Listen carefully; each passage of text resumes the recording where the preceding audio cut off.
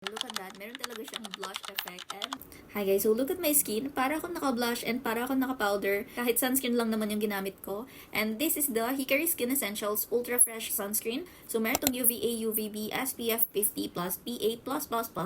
It's a daily protection gel cream and it is suitable for all skin types, lalo na sa mga oily skin kasi meron siyang powder finish.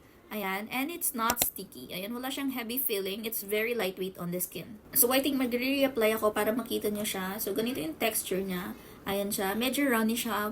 Pero gustong-gusto ko siya kasi madali lang siyang i-blend. So, ayan, kahit konti lang yung ilagay mo, lalo na kung maliit yung face mo, malalagyan na lahat yung... So, ayan siya. Look at that. Meron talaga siyang blush effect and nakaka-glow siya. Ilang seconds pa lang is nag-set na siya agad sa face ko and may powder finish talaga siya. Perfect to sa mga araw na ayaw mong mag-makeup or tinatamad ka pero may kailangan kang puntahan. Kasi ayan, ang ganda lang ng effect niya. So if you want to try this, edi bumili din kayo kasi binili ko lang din to eh. Bye!